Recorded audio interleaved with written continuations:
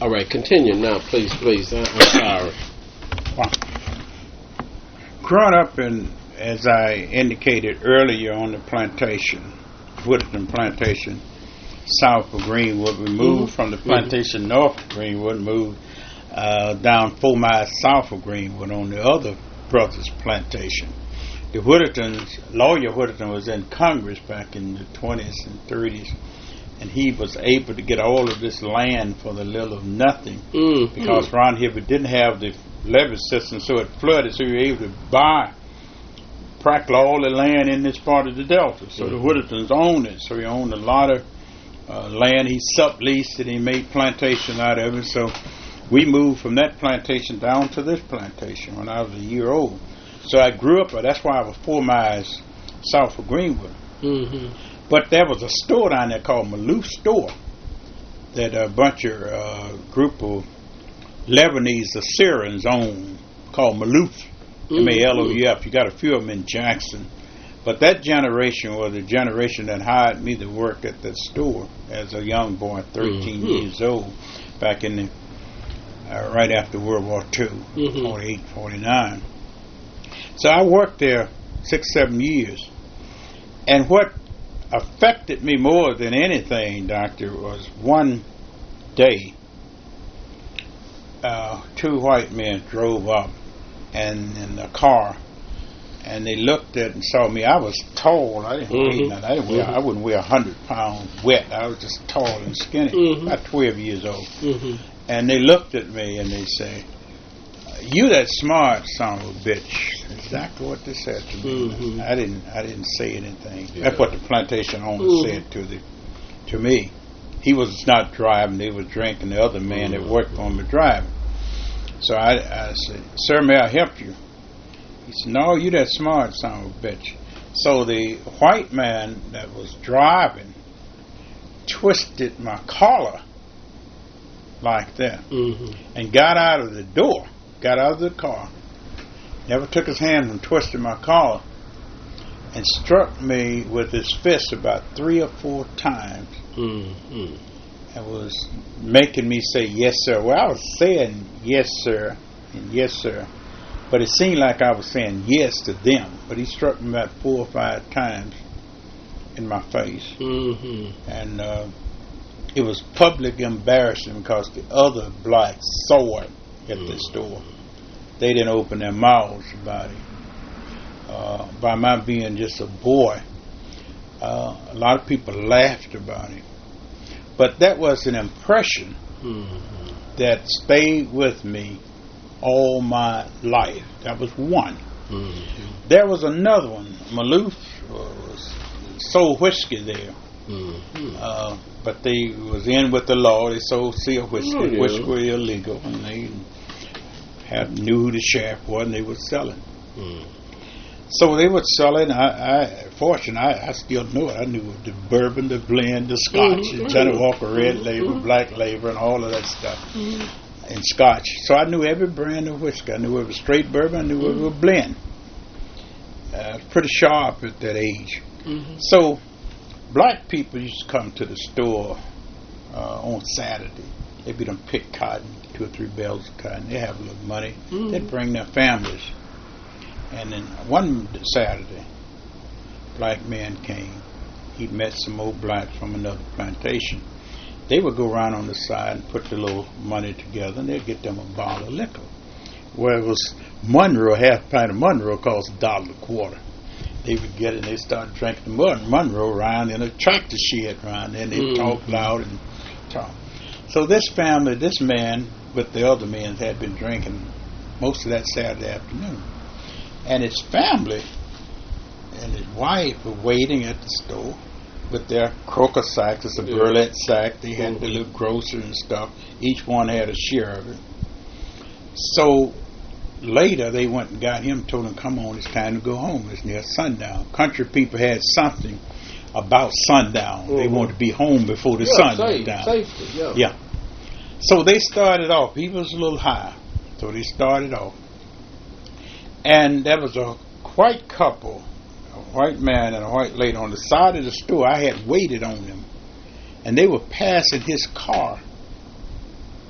And he kind of touched the back of the car, just like on the trunk back there. The man looked through the mirror and saw him. He and his 4 children and his wife passing the car. He got out and he kicked this man down to the ground. I mean, he just kicked him down. The children was hollering, "Don't kill my daddy, don't kill my daddy, don't kill my daddy." The lady was hollering, "No, boss man, don't kill him. Lord, don't kill my husband. That's all we got." And he kicked him 7 or 8 times, and then he went in the store to ask these Maloof Serum to give him the gun to kill him for just touching his car. And while he went in the store, these children and this woman had him running, dropping stuff, hollering, not running in the road, but running through the cotton field where the cotton was up high, trying to dodge to save his life. And they finally got away. Those 2 incidents, Doc, had a lot to do with the position that I took and the position that I take now on issues. My brother went north and all of that. I said, I ain't going no damn where. I said, I'm going to stay right here in Mississippi and try to change this shameful condition. That's why I sued everybody. That's why I'm president of the city council now and drive a hard bargain, not against anybody. Be absolutely sure that my folks are treated right. I don't care how much education, how unpopular, how much dislike. The drive was put there then. I've been successful. I've been very successful. I hold 2 political offices.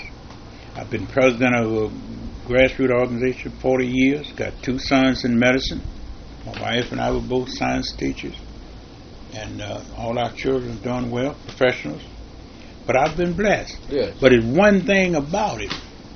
Anywhere in this town that black folks have trouble, they come in here. They come in here, or they going to get their word. And I'll take care of it if any way possible. If any way possible. Because my dad told me, said, boy, so whatever you do, don't leave your folk. If they're wrong, try to straighten them out. Right. But don't you ever leave them. That's all you got. Because when the dust settles, as they used to say, dust settle, yeah, they're gonna look you're gonna look just like them. Yes. So I've kept that philosophy, and I've been able to live through a lot of stuff. You know, they passed legislation to bar me from holding 2 offices, dual office. The Senate did. But I had connection in the Justice Department because I'd been president of Voters League for 40 years. I had all kind of connection. John Tanner in Washington. John Tanner came out and gave me an award about 4 years ago. So I had all kind of connection through civil rights. They sit up late at night now. Yeah. To try to upend you. I know. I've had problems. I've had problems in the Senate. You know, with issues. Yes. But they don't bother me because I went there issue oriented. Yes. I went there, you know, and it doesn't bother me. You've done your homework all along, and you know how to prevail. I didn't go there to get rich. My living already made when I went there because I had taught 32 years. I didn't give a damn what they thought. Excuse my French. Yeah. I was there to be absolutely sure that I made a difference with my folks who sent me there. Yes, that is right. Now, what is the current population of Greenwood? I mean, as far as blacks, well, the total population. Is total population 150,000 more? No. Okay. 19,000. Okay. 19,000. 65% of that 19,000 African American. Okay, I didn't have a feel for it. I should have looked this up before. Yeah. So 19,000. Our population, our county is 38,000. All right. So when you look at city and county government, we pretty well control it. We won the mayorship last year, but we're in court right now. We won by 221 votes, but They claimed that they made a mistake in a white Republican precinct and had a count over, and they claimed it was a 8 instead of a 6, and we ended up being six votes behind. Said, they said 800 instead of 600 votes. We had won by 221 votes. They even printed that in the Clarion Ledger.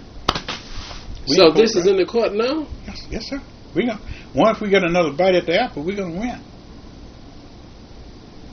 Wow, I oversighted that. Mm-hmm. Let me get back to maybe the Clark era more precisely here. You were in the Senate after 1993. Mm-hmm. And so let me just focus in on higher education then.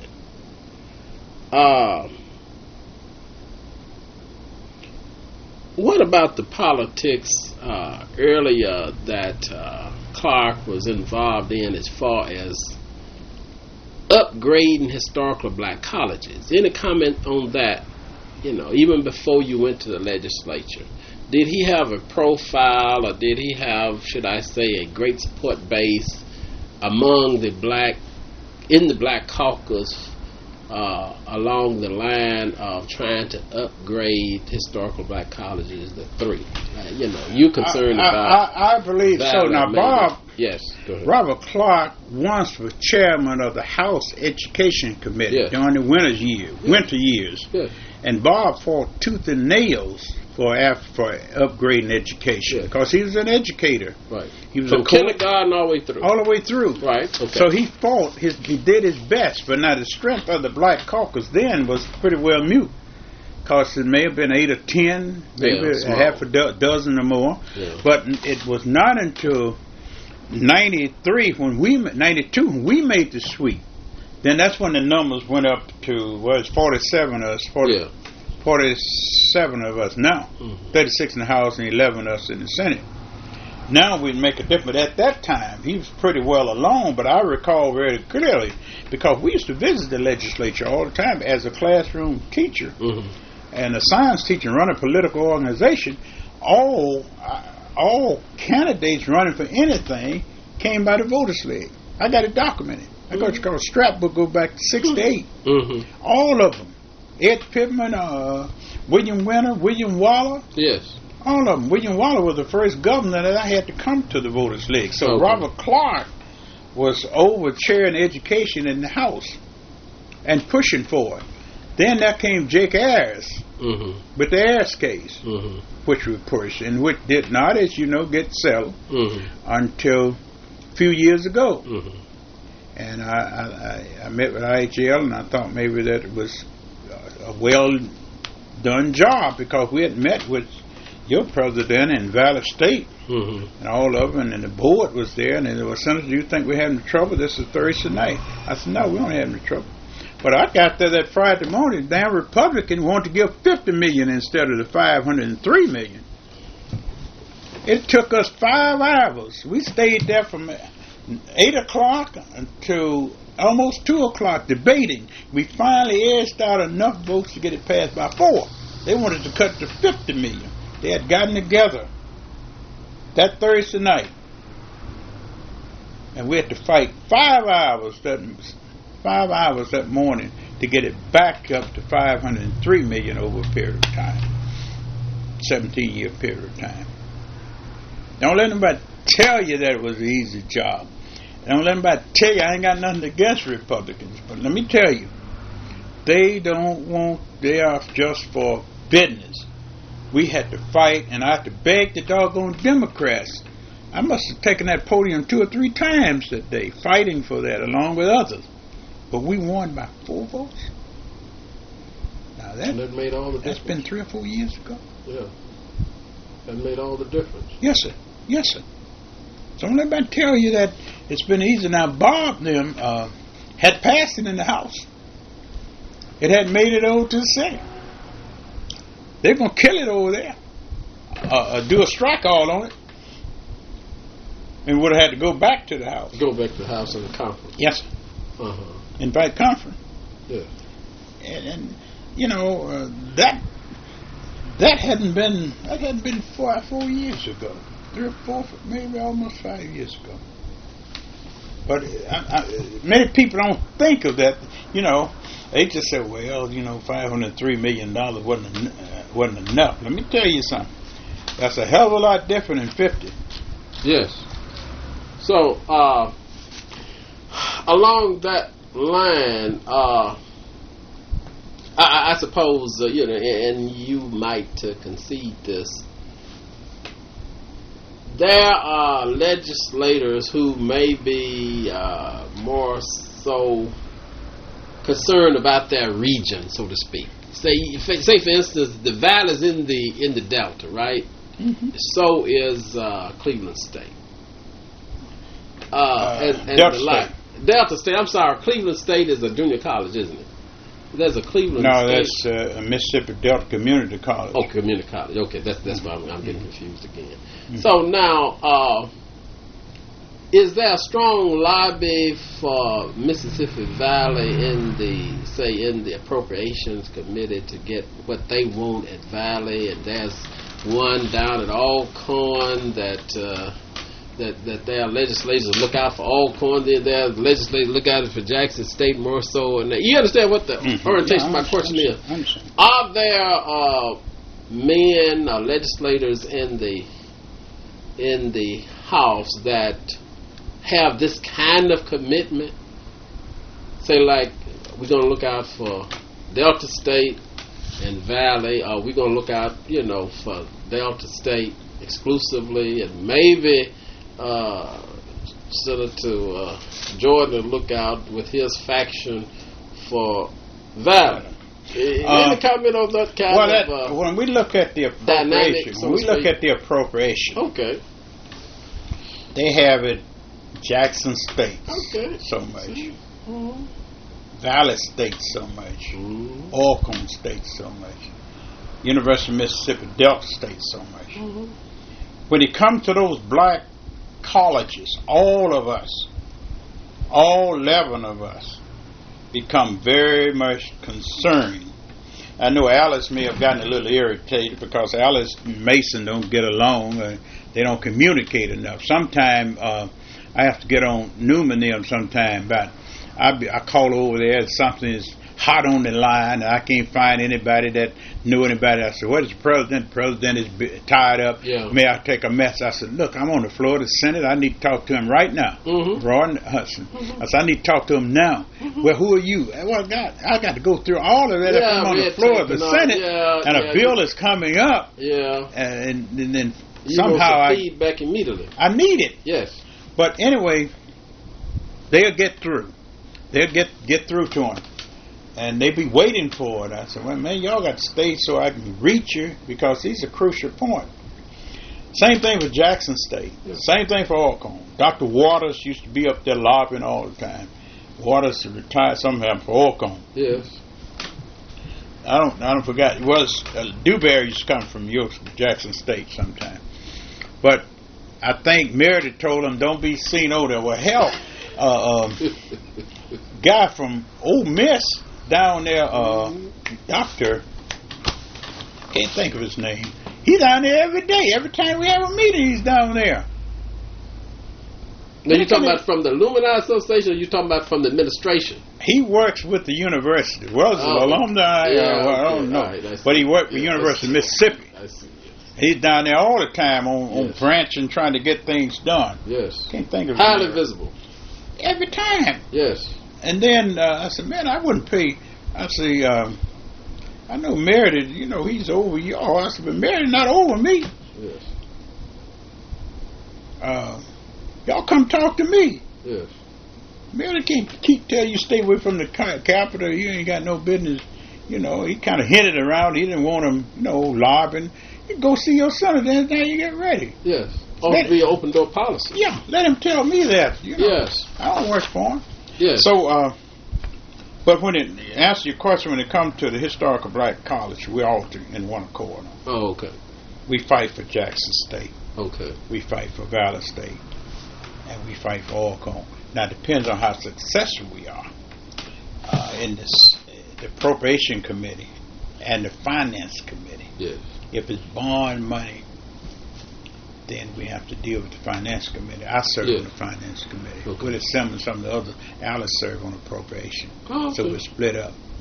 So if I got a good chairman in finance, I call him off and tell him. And by my being political, if he's from, he know that he's going to have to come by me or going for a statewide office. Yeah. He know of the Voters League, and he listens well. Yeah. So I've had some good chairmen to get me that. He makes a commitment in the committee. Yeah. Okay. Yeah. We if we have a bond, we'll be damn sure that what we're asking for goes through. Mm-hmm. Like that $12 million building, administration building, which they didn't put up right. That was the building. I got that building since I've been there. $4 million per year, $2 million per year, because they had planned to close Valley. And I said out public in many speeches, the only thing that the college board was going to close was his mouth. Now, I've been quoted in speeches all over this country saying that, and I meant that. And none of them have ever said anything. In fact, I think I got some good acquaintance on there. The banker in Jackson, Corbett, he and I have a good working relationship, because I don't know if you remember, Fordyce came with all white males to serve on IHL board. Sure did. I was one of the person blocked it, because I was serving on subcommittee. Mm-hmm. I had to hold the rest of them together. The reason I blocked it, I had a political base. I didn't mind debating. I was well seasoned. I'd been city council 7, 8, 10, 12 years then. And I run the grassroots political organization. And we didn't give in to Fordyce. And as a result, we got the literary folks, the writers and all, got on our side because they wanted a woman. Mm-hmm. We wanted an Afro-American. Mm-hmm. So we had to have 2 special sessions to get that done. Let's see, Fordyce didn't appoint McGee, did he? Yeah. Is that his appointee after he came back and he was that's filibustered? So he had 4 white males. Okay, that's true. The guy from Sampson, one of them chicken houses down there, and we wouldn't accept it. Okay. I was on a subcommittee. Hilmer Frazier was head of the committee. Yeah, okay. He was chairman of University College. Yes. And Hilmer left. Hilmer got scared and left and went to Africa. And came back. He was already scheduled for Africa. We call him little man. I said, little man. I said, you ain't put you run to Africa. We ain't gonna budge until you get back. Yes. So we were able to get it through. Yes. And that's how McGee got on there. McGee tell you himself. Yes. He didn't let it. You really had to do some maneuvering there, because he was adamant in the light. Let me go on, and I said I was just ask McGee. Dr. McGee. Right. I am speaking terms with him and all. Okay. I am. Okay, you came in the 90s. Let me just sort of advance down to the 90s then. Okay, because right. And this is an obvious question. In your opinion, what is the political legacy of Senator Coetzee? I mean, that's the 80s, but here again, you came in 93, you've been involved in the politics and the like, and so he, for the most part, was the one to do the research and the homework. He was a geographer, a cartographer, and the like. And so, did Clark and Coetzee work harmoniously together? How do you assess that? You see, I want to ask you that then. You came a little after that, but you've been observing. Well, Coetzee was the best map maker, if I use layman terms, that I've ever seen. Okay. Coetzee could do an analogy. Yes. He knew the statistics. He knew how to do it. Yes. And the first time I met him must have been in 71 or 72, and probably met him in court. Yeah. One of these federal court cases. Mm-hmm. He was the best I've seen. Okay. And an humble man. Mm-hmm. But he had Coetzee ways. Mm-hmm. He was Coetzee. Yes. Yeah. But he knew what he was doing. Now, on the other hand, Robert Clark, being an educator, was pushing legislation even before Coetzee got in the Senate. Mm-hmm. But Kersey was trying to draw up districts in order to get more of us there. Yeah. So their agenda was, in a way, simultaneously at the same time, but their objectives were different. Yeah. One was drawing, in my opinion, maps to try to get more African Americans in the legislature, which was Kersey. Mm-hmm. Robert Clark was pushing to get better educational program for them while he was there. Mm-hmm. So it was no conflict as I could see it, but I could see them going simultaneously, but different objectives at that time. Okay. So to summarize that, I think they both did yeoman jobs. Yes. So I wouldn't dare to criticize Kersey, because Kersey is about the best I've seen in drawing districts. And he could tell a horsetail district wherever he saw it. That was one that started way down here and ended up with... Yes. All right. Let me ask another question that's sort of pretty much in your time frame here. What about the legacy of Robert Clark on economic development? Education certainly was his forte. He was an advocate of prison reform. Should I say health centers in the Delta, so that doctors would come in and, should I say, serve more people in the Delta and the like. This overall popular thing of economic development and the like, was he really identified with that, say, like some of the more... Well, let's put it this way. Robert was not the kind of person like David Jordan or Henry Kersey. Okay. Robert Clark was a legislator who could make deals in terms of otherwise they would... I couldn't get near people that Robert Clark could. Yeah, in other words, he was Lyndon Baines Johnson. Yeah, he was the Lyndon Baines Johnson type. Okay, I understand. And they looked over me as an adversary and a fighter. Oh, okay. So that perception of me was this way, but they could embrace Bob. Right. Because Bob was a good listener. He was easygoing. Yes. Whereas, due to my background, I was more hostile. Yes. Based on those two incidents in my life. Yes. So in that way, he could get things done. So he could get things done that I couldn't. I had to go to court to get done what Bob probably could get done through the method of persuasion. So he was the only one who, as I would say, do he get really the credit, though, for the education reform bill? Does he really get the credit? Nope. Oh, you admit that? Yeah, he doesn't get the credit. They give it to William Winter. Okay. The 1982 reform? Yes. Even though it's probably Bob's ideal, but sure. William Winter being the governor, of course, he got the governor who signed it, he got the credit. Yes. Just like I wrote character education for the public schools in the state of Mississippi. I got Senate Bill 24. How recent was that? 99. 99, okay. Yeah. Character education is in practically all of the 153 districts. That's why character education is being taught. That's my bill. All right. I'm going to have to read that. Yeah. I am going to look at that. Now, all right, so he was already elected Speaker Pro Tem when you got there. Yeah. And for the most part, there was no one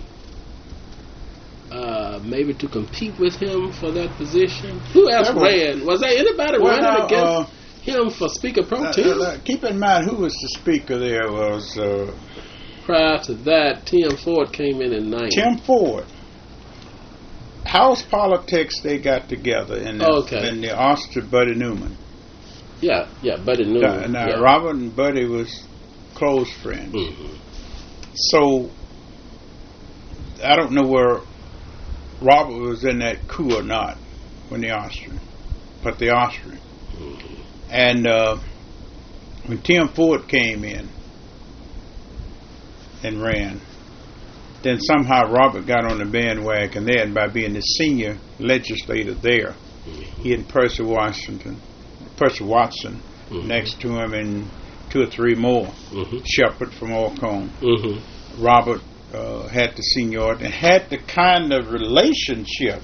Let me emphasize again, the kind of relationship that he was easygoing, and there was no fear of Robert Clark from the other side, as it would have been for some of the others. And you said earlier, he was embraced because he just wouldn't go away.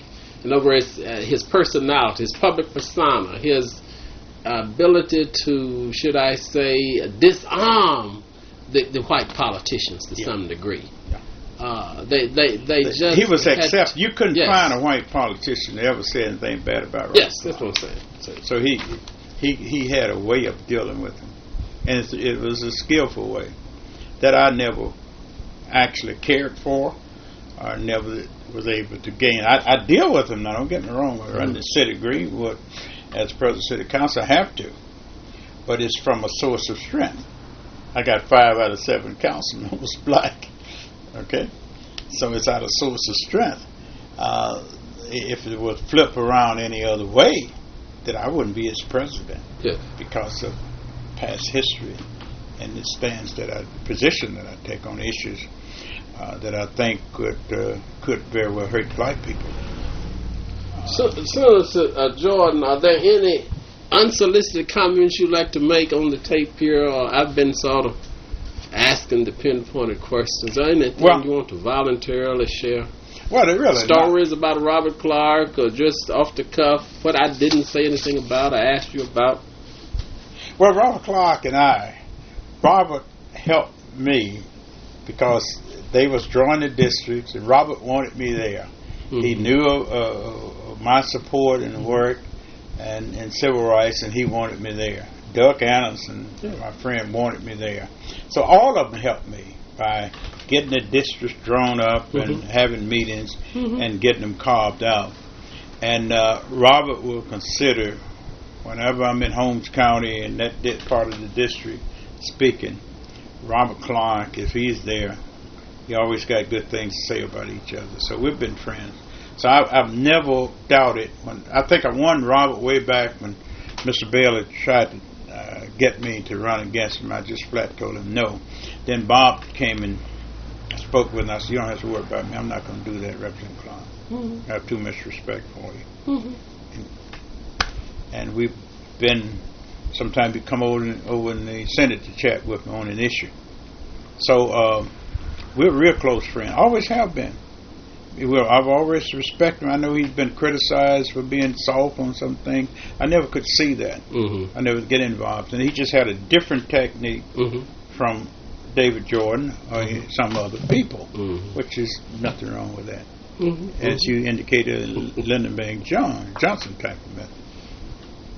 Thank you very much for sharing your reflection on the Robert Clark era at this time, Senator Jordan. Yes, sir. Yes, sir. Yes, sir.